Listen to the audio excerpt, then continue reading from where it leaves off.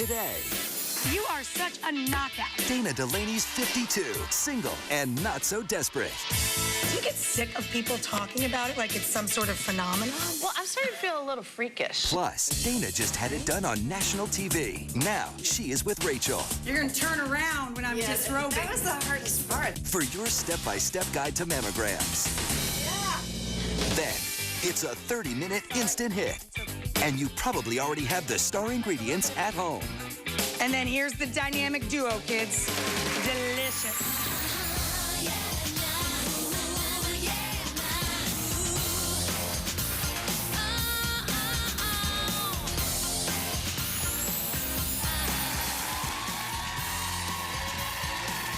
Hi, kids. How's it going?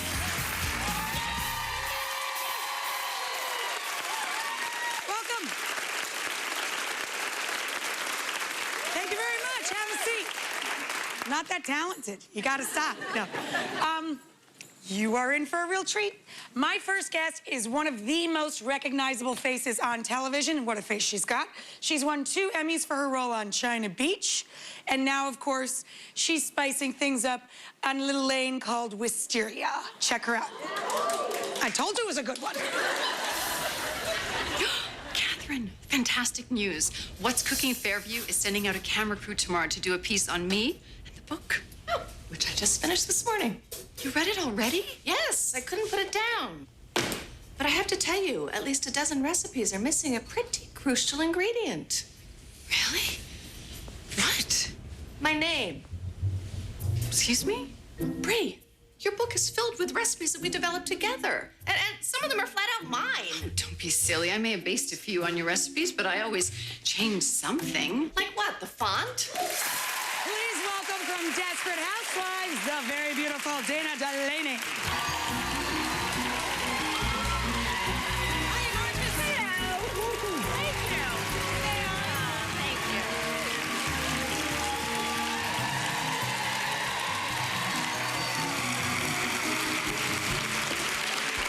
She fits right in on Wisteria Lane. You are such a knockout.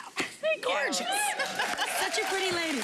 And I've always wanted to meet you because I think you're a very cool lady, too. I always enjoy watching your interviews, and I like you. Thank you, Rachael. So it's lovely to meet you. I like you. Thank you very much. I'll give you $1. So now you're an official Desperate Housewife. Mm-hmm. Yeah. How's that? It's really fun. It's cool, right? It's really, really fun. It's a great group of people. Yeah. It seems like such a fun place to go to work. Yeah, it is. And this season, do you guys know the setup? This season is 5 years in the future, right? So now, Don't I look older? Can you tell? No, you don't. You look younger. Doesn't everybody look younger in the future? I'm hoping for that, actually. I just turned 40, so I'm hoping something happens. So now, Bree is like this Martha Stewart type, very successful, and you're the woman behind the woman. Exactly. She's getting all the glory, and I'm doing all the work. Well, there you go. Yeah. Isn't that a story so many of us can relate to, right? I mean, I worked in restaurants my whole life. Did you ever work in restaurants? I have worked, yeah. So I've been a behind-the-scener my whole life. Yeah. So any little tidbits about where we're going to be going this season? Well, I'm the only single woman on the block now, so everybody's got to watch out. You're going to be having a fun season. I am. Do you find people talk to you as if you're your character? Is it one of those shows? Not. Oh, God. So, I know, right? But I mean, it happens with the soap operas, right? Everybody assumes that's a little bit of the persona of the person. Though people become real to them. I used to be on As the World Turns. In fact, this studio was where Edge of Night was, and I was on a couple of those. Yes. My first job was filmed in this studio for a chewing gum commercial. Are you kidding? Carefree sugarless gum was my first job, and it was in the studio. Well, at least it was sugarless, because dentists recommend that. So this is like old home week. Yeah, I feel like Do you like what we did with the place? Yeah, it looks a lot better. Does it look okay? Yeah. Good. Yeah. I wanted to ask you, because your character is single, and I hear over and over and over again, well, she's 52, she never married. Do you get sick of people talking about it like it's some sort of phenomenon? Well, I'm starting to feel a little freakish. Right. Yeah, which I don't feel like a freak, but I don't know why everybody else makes such a big deal out of it. I think it's a lot of fun. I didn't get married until pretty late in life, and frankly, I was happy not to. I always loved my job, and I loved to travel, and I loved you know, the freedom of being able to go to a movie whenever you wanted and eat whatever you want and not have to check with anybody on anything. Yeah, I mean, I'm so busy these days that it would have to take somebody really extraordinary for me to give up my freedom. Because I like being able to go to bed when I feel like it and make a decision by myself. Yeah, I had to have a very low maintenance guy that didn't mind eating at like 10:30. That's the only reason I came in. Yeah, I don't know. I'm kind of happy where I am. Yeah, and you just got back. Girlfriends are single. It's just, I guess, I don't know why it's just not out in public. Maybe because I'm in the public. But most of my girlfriends are single. I don't know. Well, and I think a lot of people, especially people that get married young, and with the divorce rate what it is, people are newly single that's too. That's the other thing. I mean, people my age are now all getting divorced. They're the empty nest thing. You know, the kids are off in college, and they're looking at their lives like, oh, well, who am I? What am I doing for the rest of my life? So I feel lucky. I've already figured that out. Wow, that was pretty heavy, huh?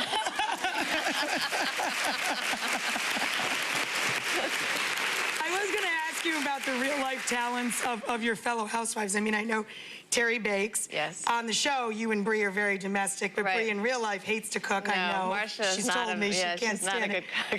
Do you have any domestic talents that you're especially fond of? Well, you know what? I do like to cook, actually. Oh, yeah? My mother was a great cook, and, you know, we had all the gourmets growing up. She studied them. And this is something I've never talked about. When my parents were getting divorced when I was about 16, it was a very difficult time.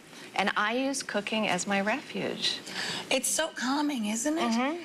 I'm so glad you brought that up, because that's a component about cooking that I think it's so important for kids to get in the kitchen, because it really builds your self-esteem and your self-confidence. And it teaches you to focus. And there's something about following a recipe that is just so exacting, and then I do this, and then I do this, and look, that's what I get. Boom. And there's something very satisfying about that. I remember when I was like 16, my mother came home, you know, and she'd been away, and I had built this strawberry vacherin. You know what that is, right? With layers of, you know, meringue and this whole thing. Gorgeous. She said, Dana, do you know how hard that is? I said, no, I just followed the recipe. And it's just something very gratifying that if you follow the recipe, you get results. And you know it's going to turn out right. I know, there's something really reassuring about it. And then it appeals to all your senses, and you can share, you know, back with the people you love. It's warm and fuzzy. Cooking's good. You know, I wanted to ask you, you know, I heard that you turned down Bree several times. What was it about this character, or was it just the timing where you finally said, oh, yeah, I really want this? I think it's always timing. At the time, I was offered the part, and it wasn't really a few times. They offered it to me once. I said no. It was agenting that kept it going, which I don't really like. I was very clear. Yeah. Because I wouldn't do that. But I'd done a show called Pasadena that I loved, and I thought the character was kind of similar. Of course, it was a show nobody saw. And then Desperate Housewives turned into this huge hit. And I did have those 3 o'clock in the morning moments of, oh my God, what did I do? What did I do? And I thought it was a great show. I thought Mark Cherry did a great job. So when he came back to me last year, I didn't hesitate for a second. Yeah. Thank you, thank you, thank you. Yeah, no, I was extremely grateful, because it's rare in life. I heard the same story about you and Sex and the City. Is that true, that you turned down? Well, you know, that was very early stages. Darren Star was an old friend, and he had called me and said, I'm thinking about doing this. And again, I had just done this movie called Live Nude Girls that was very similar. And it was all about talking about sex. And I said to him, Darren, if I talk about sex one more time, people will lynch me. And I just couldn't do it. So it really is all about timing, isn't it? So I watched, did you guys watch this, the Stand Up for Cancer? Wasn't that great? It was phenomenal. Yeah. Funny, entertaining, they raised inspiring. $100 million for cancer I called in. research.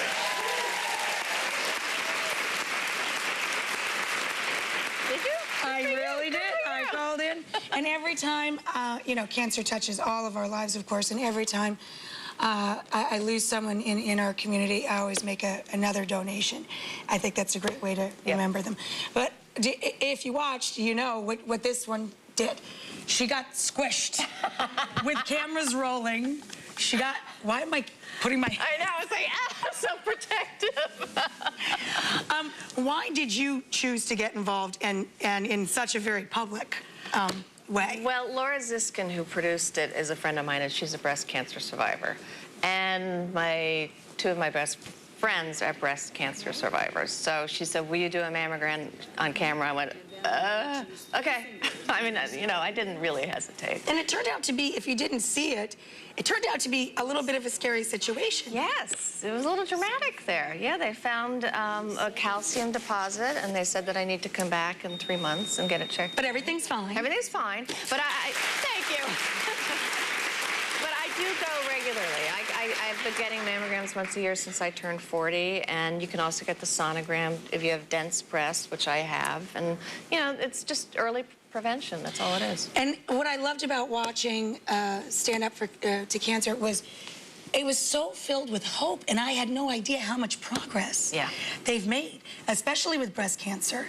I mean, you really can save your life by getting a mammogram. Yep. It's as simple as that. Early detection, that's the whole key, right? Yeah, that's it. I mean, it's just, it's so exciting. Yeah.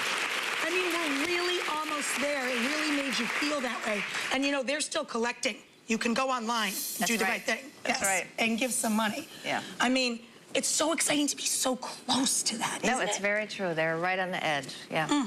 I can't wait to see what happens next. So incidentally, I bring this up because we were so inspired by Dana that we asked some friends to stop by. So out in front, maybe you saw it when you were standing online, out in front of our building here today is the American Italian Cancer Foundation, the Mobile Mammography Unit.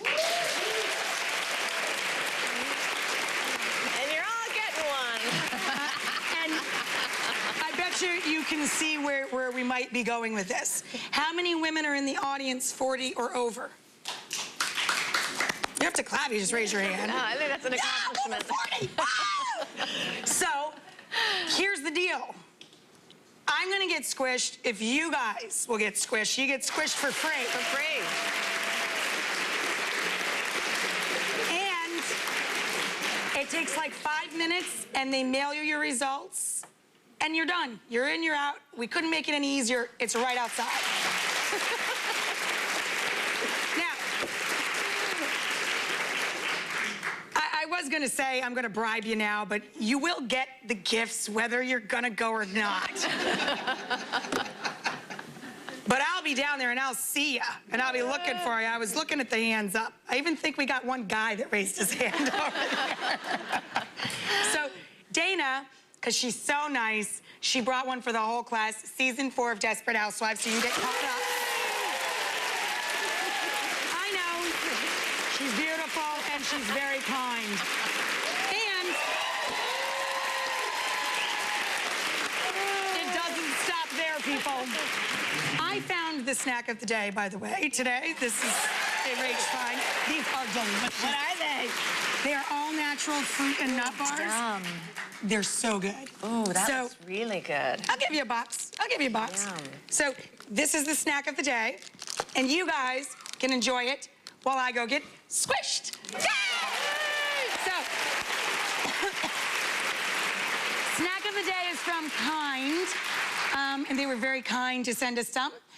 The Kind Nut Delight bars made by Peaceworks in Australia, but you can get them here in the States, and they're delicious and very nutritious. So you guys can get some nuts in your teeth, and I'm gonna go put my boobs in a squisher. Dana, will you come with me? Yes. Bye. Dana. Now you boys, you're gonna turn around when I'm disrobing. That was the hardest part. There were guys watching me get my mammogram. There's just so much America needs to see. I don't think men really want to see that anyway. No. Here it is. That's cool. Isn't that cool? That's really cool. Hello. Hi. How are you? How you doing? Dana. Hi, I'm Toby. How are you? Hi, Toby. Nice to How meet are you. Have you ever seen one of these mobile Never. units? This is like the bookmobile when you were a kid. The bookmobile, exactly. The boobmobile. Bookmobile, that's what it is. You know what we're gonna do on our website is we're gonna put up a link so you can see what the place closest to you is to go get a mammogram. Okay, Rachel, so we're going to be doing your mammogram today. I'm going to explain what we're going to do. I'm going to apply compression. The compression is uncomfortable. It lasts for a second or two. It's really quick, and we're going to work together, and I'll show you what to do. Gotcha. Okay, so we're going to take some gloves. Just clean the machine for you. Did they clean the machine? No, my machine was Can I ask you a ridiculous question? Sure. Can you have boobs that are too small to squish? Absolutely not. We can fit any size breast. Good to know.